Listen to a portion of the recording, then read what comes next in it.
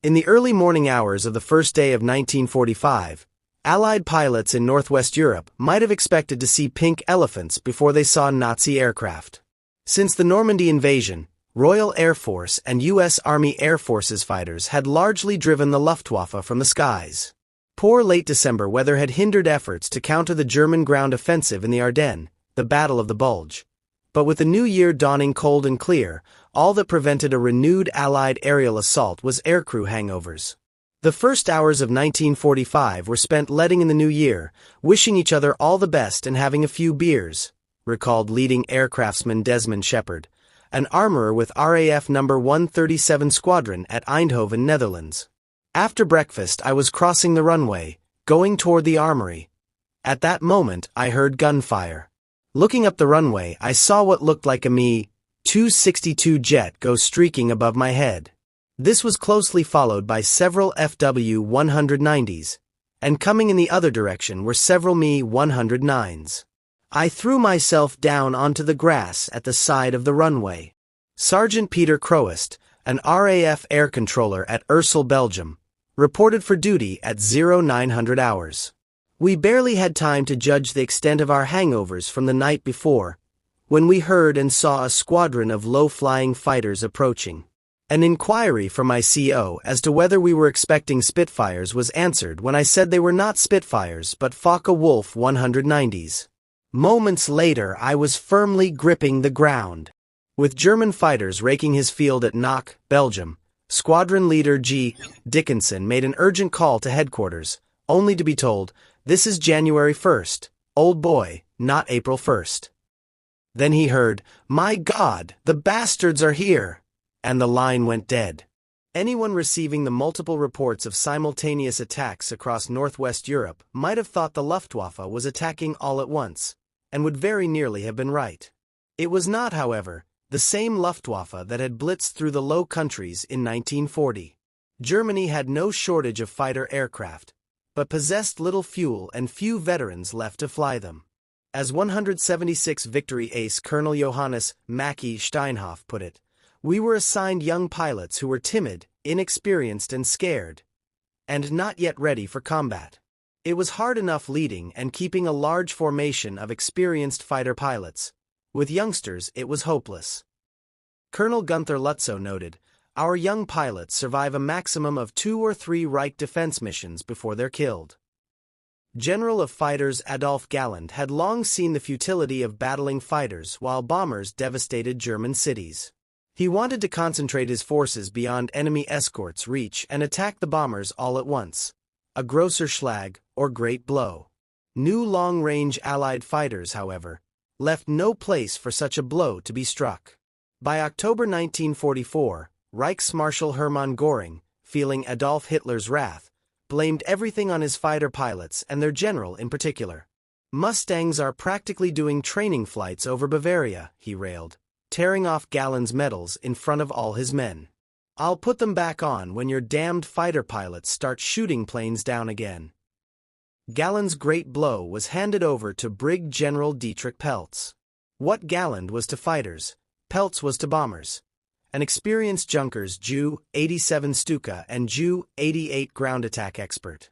Plus, at just 30 years old, he was ambitious and loyal, and obsequious where Galland was obstreperous. Instead of a great blow in the air, Peltz wanted to destroy Allied fighters before they ever took off. Code-named Bodenplatte, Baseplate.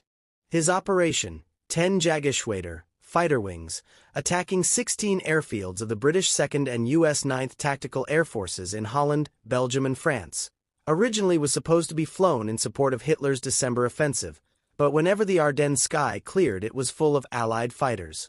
The Luftwaffe had lost more than 600 aircraft and almost 350 pilots by New Year's Eve, when a coded "go" signal went out to fighter bases across northern Germany.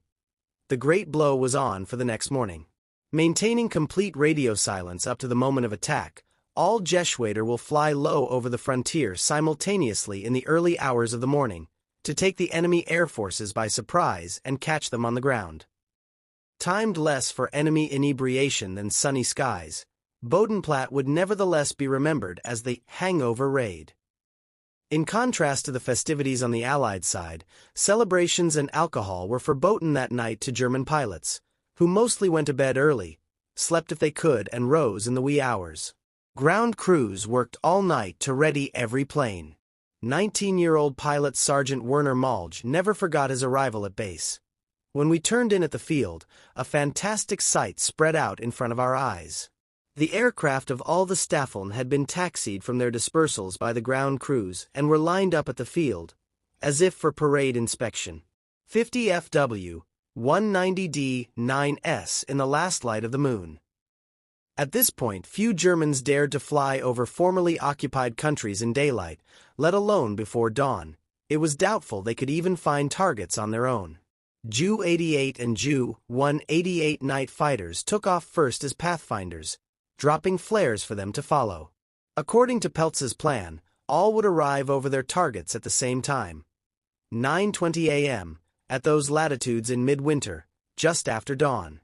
Before the sun rose on 1945, an ominous roar echoed over the Arnhem salient.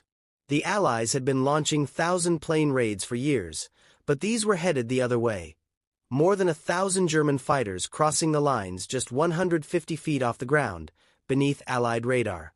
Corporal Geoffrey Cook, a radar technician manning the top of the lighthouse on Walcheren Island in the Scheldt River, was caught completely off guard by hordes of German planes flying towards the Belgian coast. They passed on both sides, and many were nearer the ground than my perch. I shall always remember that grandstand view of the last major effort of the Luftwaffe. Such low flying, however, made the German fighters easy prey for anti-aircraft gunners on both sides. Orders had been passed to German flak crews to expect large formations of friendly aircraft, but many never got the word. Sergeant Erich Heider, flying a Pathfinder Ju-88 for Jägerschwader 26, JG.26, was forced to take evasive action near the Isel River. "This was German, our own flak," he later exclaimed. "Only shouts of anger were our answer. What a mess!" And this following several weeks of preparation. The operational plan was no good.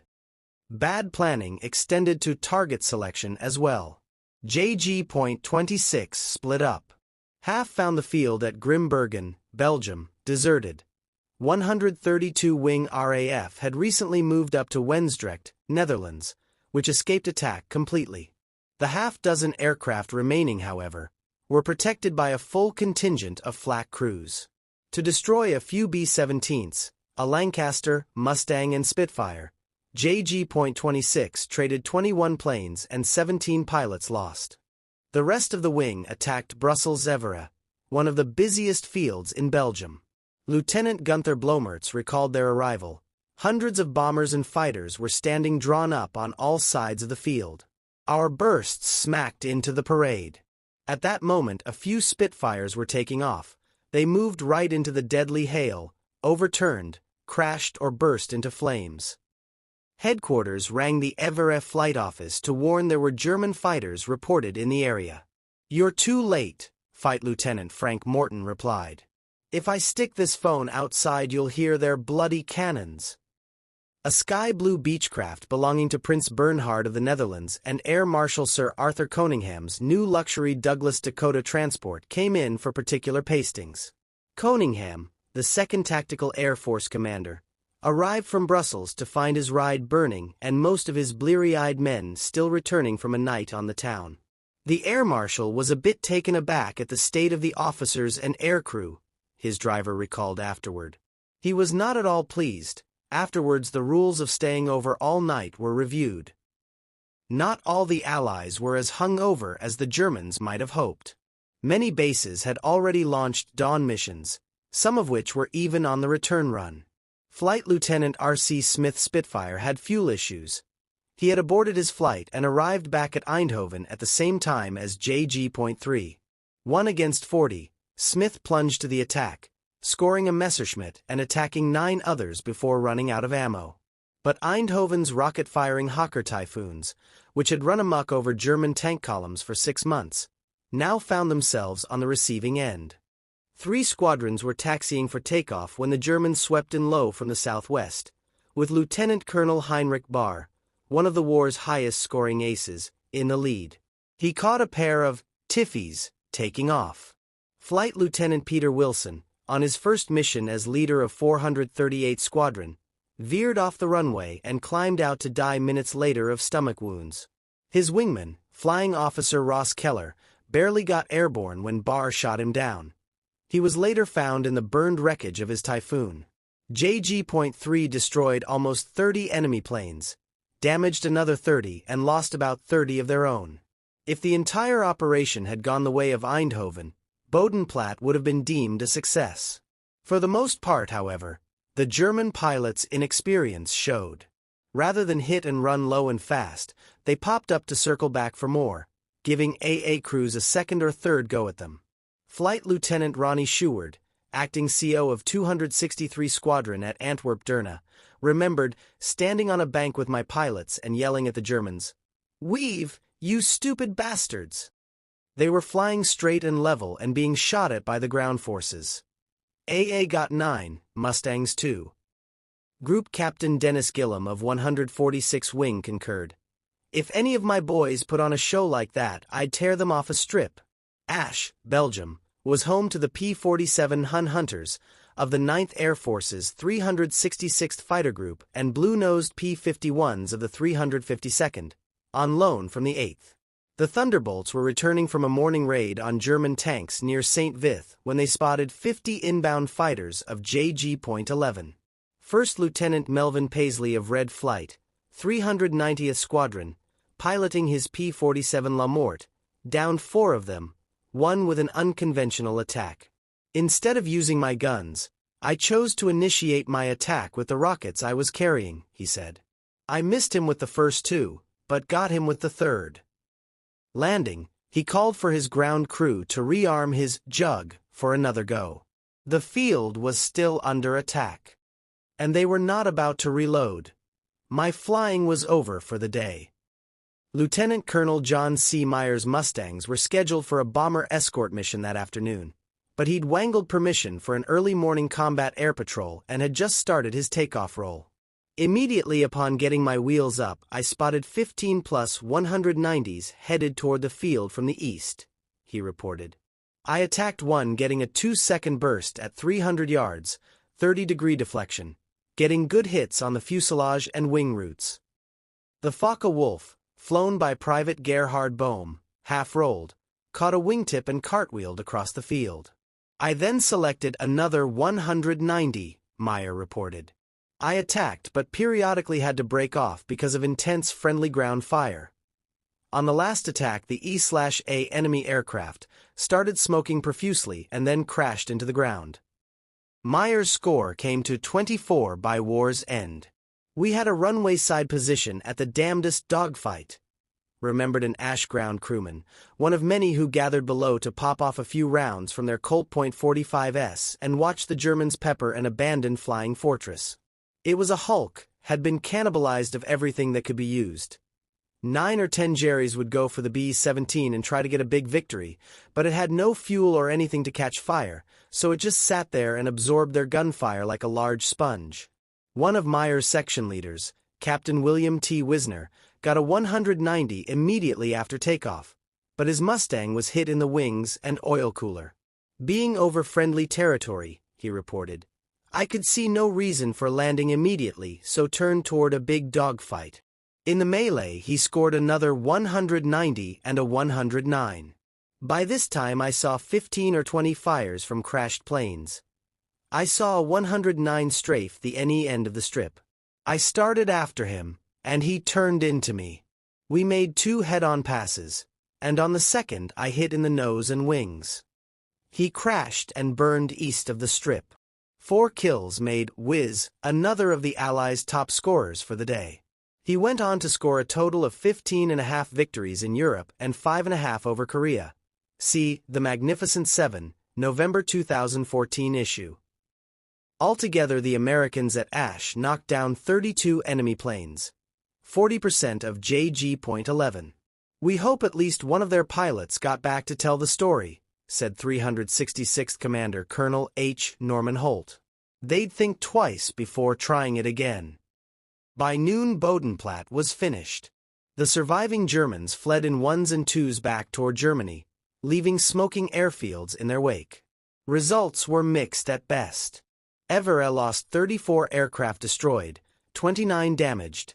Melsbroek, Belgium, 35 destroyed, 9 damaged. Others, like Heesch in the Netherlands and Le Coulet in Belgium, got off virtually unscathed. Altogether, the Luftwaffe destroyed about 250 Allied planes and damaged 150, but lost more than 200 pilots killed or captured, including 3 wing commodores, 5 group commanders, and 14 squadron leaders. Nearly half fell to flak, too much of which was their own. It can only be speculated whether Germany would have achieved more, or lost more, in Gallen's aerial Grosser one of the Luftwaffe's largest single-day missions. Bodenplatte was also its largest single-day loss. Known as the Hangover Raid by some Allies because it took place on New Year's Day, the operation highlighted the growing desperation of the German High Command. It demonstrated that even a successful tactical strike could not overcome the overwhelming industrial and pilot training advantages of the Allied forces. Hopping, you will feel how to a terrifying New Year day. If you like, then press the subscribe button and bell icon for more. Thank for watching. And wishing your coming New Year day happy.